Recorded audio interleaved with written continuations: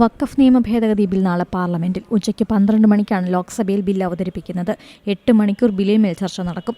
കാര്യോപദേശക സമിതി യോഗമാണ് ഇക്കാര്യം തീരുമാനിച്ചത്. എന്നാൽ സമിതി യോഗത്തിൽ പ്രതിപക്ഷം പങ്കെടുത്തില്ല. ബിൽ അവതരണം പരിഗണിച്ച് എല്ലാ എംപിമാർക്കും വിപ്പ് നൽകാൻ ഭരണപക്ഷം തീരുമാനിച്ചിട്ടുണ്ട്.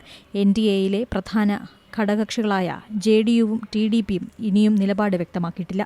ബിൽ പാർലമെന്റിലെത്തുമ്പോൾ നിലപാട് വ്യക്തമാക്കുമെന്ന് JDU നേതൃത്വം വ്യക്തമാക്കി.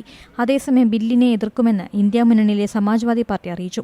വഖഫ് ബിൽ ചർച്ചയിൽ പങ്കെടുക്കില്ലെന്ന് CPM വ്യക്തമാക്കിയിട്ടുണ്ട്. മധുരയിൽ പാർട്ടി കോൺഗ്രസ് നടക്കുന്നതിനാൽ ചർച്ചയിൽ പങ്കെടുക്കാനാവില്ലെന്നറിയിച്ച് 4 CPM MPമാർ സ്പീക്കർക്ക് കത്തു നൽകി. നേരത്തെ ലോക്സഭയിൽ അവതരിപ്പിച്ച വഖഫ് ഭേദഗതി ബിൽ സംയുക്ത പാർലമെന്ററി സമിതിയുടെ പരിഗണനയ്ക്ക് വിട്ടിരുന്നു. NDA അംഗങ്ങൾ നിർദ്ദേശിച്ച 14 മാറ്റങ്ങൾ JPC അംഗീകരിച്ചിരുന്നു. തിരക്കിട്ട ബിൽ പാസാക്കാനാണ് സർക്കാരിന്റെ നീക്കം. KCBCയും CBCIയും വഖഫ് ബില്ലിനെ പിന്തുണച്ചിട്ടുണ്ട്. ഏറ്റവും പുതിയ വാർത്തകളും വിശേഷങ്ങളും വിരൽ തുമ്പിലറിയാൻ Zee മലയാളം ന്യൂസ് എല്ലാ ഡിജിറ്റൽ പ്ലാറ്റ്ഫോമുകളിലും ലഭ്യം.